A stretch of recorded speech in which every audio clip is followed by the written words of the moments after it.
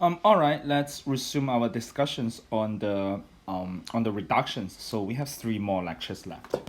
Last time we were talking about two types of problems. One is the independent set, and the other one would be the vertex cover. And our goal is to be able to establish equivalence between these two problems. Basically, we want to say that independent set is reducible to the vertex cover, and vertex cover is also reducible to the independent set. Right. So let's start with the definition of these two problems. So both problems works on the graphs, right? So let me just give you an arbitrary graph. Say the graph looks like that, and so independent set basically means that you basically is a definition of the subset. So of the subset of nodes on this graph. Say if we are given a subset of nodes in V, and if for any nodes that are in this subset, there's no edge that's connecting with these two nodes, then this is an independent set, right?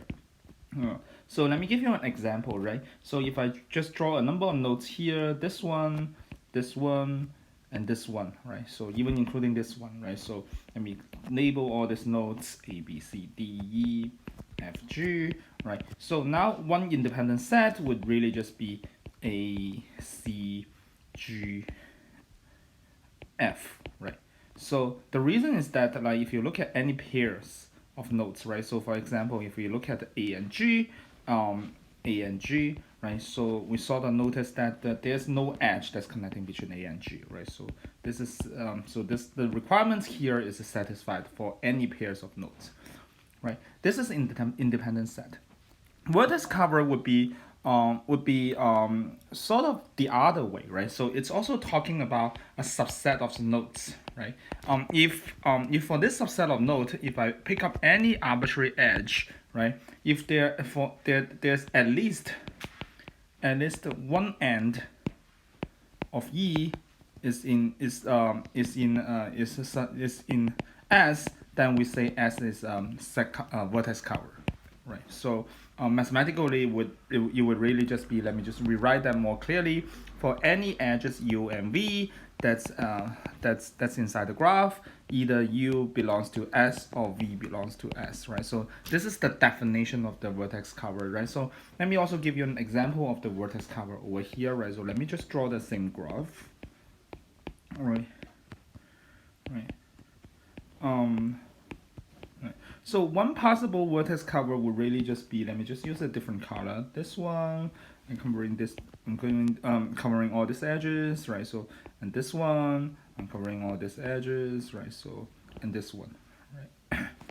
So this would really just be a vertex cover, right? So the vertex cover here is so the S equal to, let me also give the name like what we did just now, A B C D E F G, right? S equal to um um B E D, this is a vertex cover, right? So so just pay attention. Notice that if so, right, let's just look into some obvious properties of these two definitions, right? So if is an independent set, then any subset of S is also going to be independent set. Right. So for instance, if I just pick up all these three nodes over here, S equal to S prime equal to AGF, we can sort of also verify that these three nodes form an independent set, right? Look at A, G, F. Of course, like there are no edges that's connecting between any of the nodes in this S prime, right? Similarly, if S prime is a superset of S, right? So that that means that means there's a set S prime that contains all the elements that are in S as well as other elements.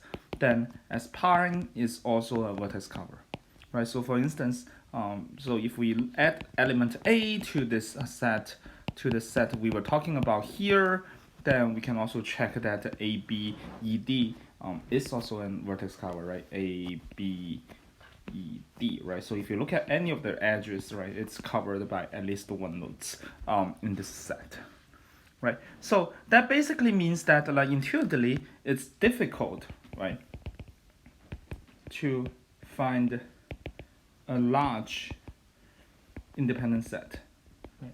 So basically, at some point, right? So imagine that you are trying to pack as many nodes as possible into the set you are looking for, but at some point this set becomes crowded, so there's a higher likelihood there's an edge that's connecting two nodes within this set we are constructing, right? So the more elements we add into the set, independent set, the less likely that we are able to maintain the independent set property. So basically that sort of means that it's actually difficult to find an independent set, right? So that's the reason when we talk about independent set problem, we want to find an independent set, a maximum independent set, right?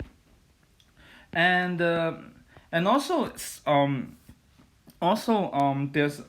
there's a question. We can also ask the question of what's that cover, right? Now it's actually difficult. It's really just the other way around. The difficult to find a small vertex cover, right? So because like the intuition is quite straightforward, right? So you have that many edges, right, in the graph, right? So you want to be able to cover every single edge, right? So the fewer nodes you use, the harder it is to use these nodes to cover all the edges, right? So that's the reason that when we talk about the vertex cover, we focus on finding a minimum vertex cover. Right. So this is usually this is an optimization version of the problem. Optimization version, and this is also an optimization version. So what do I mean by optimization version? Optimization version basically means that you have an objective function, right? So the problem has an objective function, and your goal is to optimize the objective function, right? Either to minimize that or maximize that. Right. So as opposed to optimization version, like there's also a decision version of the problem, right? Decision version of the problem. So decision version just means that, like for instance, the decision version of the independent set basically means that the question is that the input to the question is that you are given a graph. The question is there an independent set of size at least k, right? So decision version, right? So you can sort of see that the decision version, it's asking a question that's on the surface that's a little bit simpler than the optimization version, right? Optimization version directly asks you to find the optimum solution. Where the decision version, you can sort of view that as like you ask whether the optimal solution is larger than k, right? K is part of the input, right? Part of the input, right? So, but if you think that really carefully, then the decision version basically is also not much simpler than the optimization version, in the sense that if we have a black box that allows us to solve the decision version of the problem, we can just change different case in order to get the optimum value, right? So we can just ask a sequence of questions. Is there an independent set that's larger than 1? And then filling that to the black box says yes. Then I ask that, is there an independent set that's larger than 2? And ask the black box again, and so on and so forth, right? At some point I will hit a place where when I ask that whether there's an independent set of size k, the black box says yes, and when I ask whether there's an independent set of size k plus 1, the black box says no. Then at this point I sort of realize that, oh sure, the optimal solution is k, right? So we are going to re-elaborate this notion, the difference between decision version of the problem and optimization of the problem later in this in the next few lectures, right? So now this is the decision version of the problem. And now we sort of want to understand that the relationship between decision version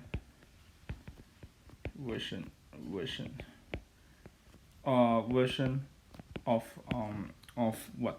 the independent set versus decision version of vertex cover. Right, so we sort of want to because like in the optimization version, like objective direction is different, right? On one hand, we want to maximize our objective. On the other hand, we want to minimize our objective, right? So there's some semantic difference between these two problems. So it's just a little bit harder, or just more tedious to try to establish the equivalence or do the reductions under this kind of optimization version, right? So, but when we change the problem into the decision version, right, it's always yes and no, right? So it really just gives us a little bit of freedom when we do the reduction, right? So our goal is really to show that the independent set can be reduced to vertex cover, and this vertex cover can be reduced to independent set. Right? We want to show both at the same time, right? But in order to show both, and it turns out that the only mathematical theorem we need is really just just an if and only if theorem that's relating to every instance of independent set with the every instance with the of the vertex cover, right? So the theorem looks like that. S is a subset of V. Then we have S is an independent set if and only if the S prime, S bar, right, which is defined as V minus S, is a vertex cover. Right. So let me just explain what is X bar, right? S bar I think is pretty intuitive, right? So let me just give you another graph, right? So if I pick up an arbitrary set, say this is my set S, right? So then S bar would just consist of all the vertices that are outside S, right? This is S bar, right? So these are the example of S bar. And the major theorem says that for any graph, if I look at an arbitrary subset of the nodes, right, then the subset of this subset of nodes is an independent set if and only if the complement of the subset of the nodes is an vertex cover, right? So this is what we want to establish, right? So now let's try to directly prove that, right? So the IFF consists of two directions, and then we want to be able to prove both directions in the next few minutes. So let's prove the first direction. The first direction is that if subset of S is an independent set, then S complement is a vertex cover, right? So let's just look at an arbitrary graph. This is my graph I'm drawing. Right, so let me just pick up three favorite nodes and form one independent set, right? So let me just pick up these three nodes, right? A, B, C, right? So the idea here is that while I'm trying to prove a general statement, mathematical statements between the independent set and vertex cover, sometimes it's really helpful to be able to have a concrete instance on your hand, and when you build up an abstract mathematical theorem, you look back to your concrete instance and then try to see whether whatever statement you are making it's sensible, right? So now let me just say that let S be an arbitrary independent set, right? Right? So this is my S, right? A, B, C, right? So this is, again, the formal proof is actually here, right? Proof. So when you want to write down the proof, that's the text that over here is all the things you need, right? So, but the intuition part is here, right? So intuition part is always optional, right? So, but usually when you have the intuition and the formal proof, put them side by side, you sort of really can see through whether any of your statement is correct, or sometimes whether you also even can check whether your statements are easy to pass, right? So now we want to show that this is what we need, right? So for any edges U and V that's in the graph, and either U in S prime or V in S bar, right? So this is what we need. We want to show that, again, let me just repeat. This is what we need in order to show that the S bar, right? So we want to show S bar is called vertex cover, right? And this is the definition of the vertex cover, right? So for any edges in the graph, either U is in the S bar or V is in the S bar. Let me change the color, right? So this is S bar and this is S bar, right? And then this is what we need to show, right? So now in order to show that, let's really just pick an arbitrary node, pick an arbitrary edge, right? UV in E, right? So now the key observation is that let me just pick up an arbitrary edge here, right? So this is again like there's an intuition I'm trying to deliver, right? So the key intuition is that it's impossible that U and V are both in S, right? So this is the definition of independent set. Right, so let me just repeat what I was talking about here. If I pick up an arbitrary edge U and V, that's an arbitrary edge from G, right? The graph G. Then let's call this edge U and V, right? So in this case, this is U and this is V. Then we know that it cannot be true that both nodes are in S. This is because of S is exactly an independent set.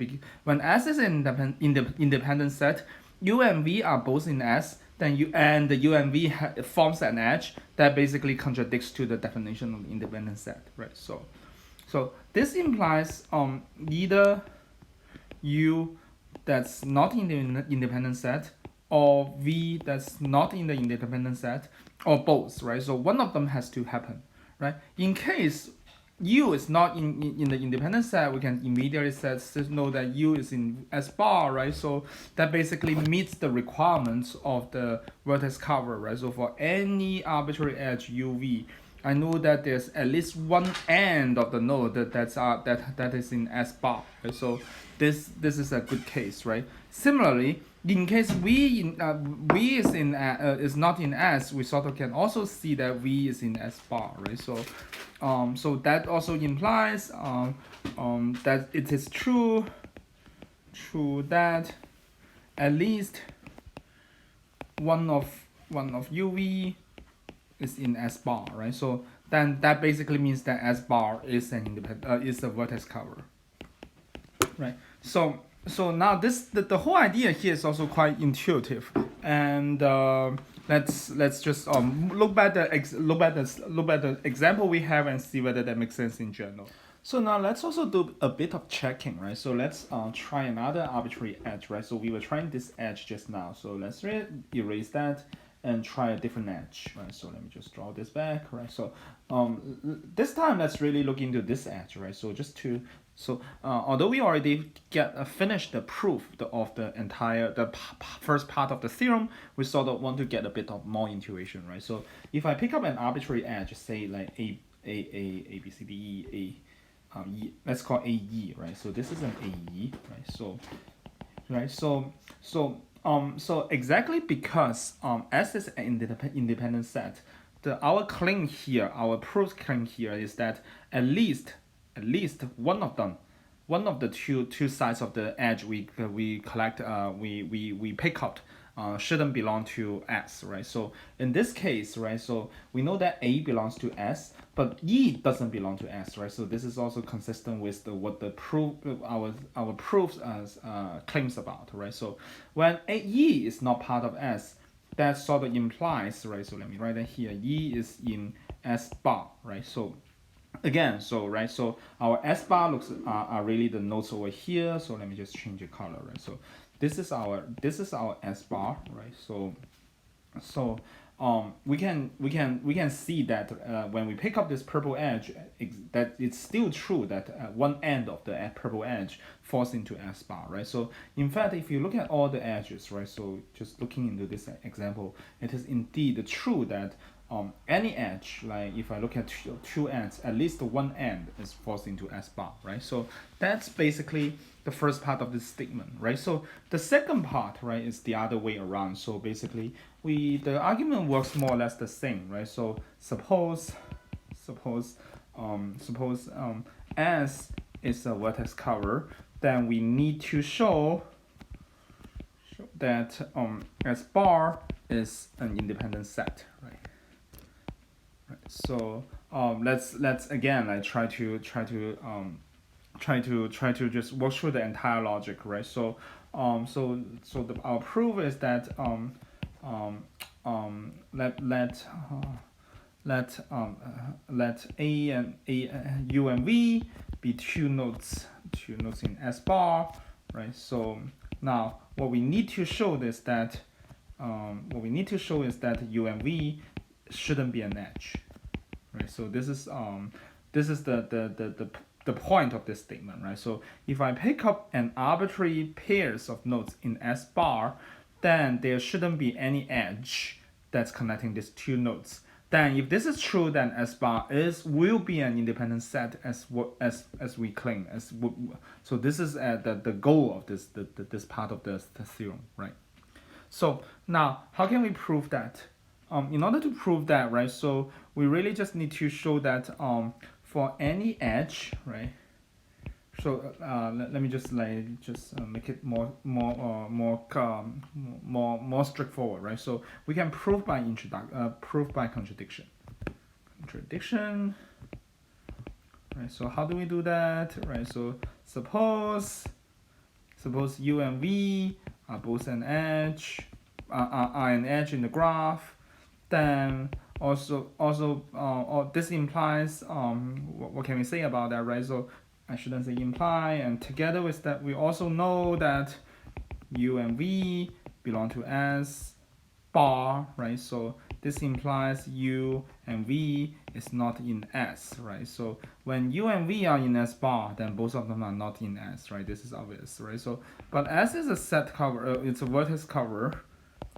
But on the other hand, if I look at this edge, so now what we know is that there exists an edge, U and V, such that neither U nor V are in S, right? So that basically means that this set actually failed to cover one of the edges, right? So the edges that's formed by an U and V, right? So neither U nor V are in S, right? So this actually contradict to the fact that S is a set cover, vertex cover.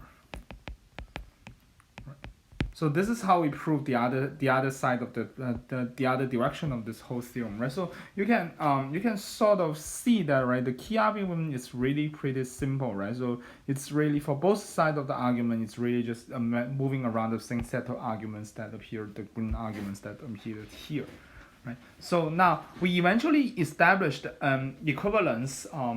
Some sort of equivalence between an instance of independent set and an instance of vertex cover. Now, so we can now then doing the reduction is straightforward, right? So now our next goal is to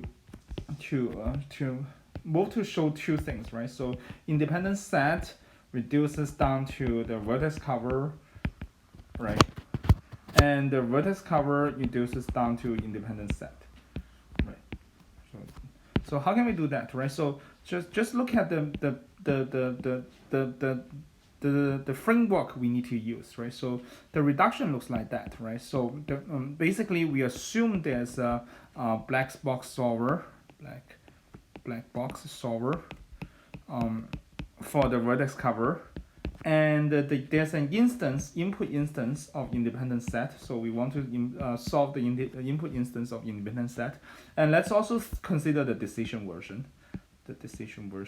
So decision version means that an independent set asks these questions: whether there exists an independent set that's larger than that's at least k, right? This is my question, and this is my algorithm question.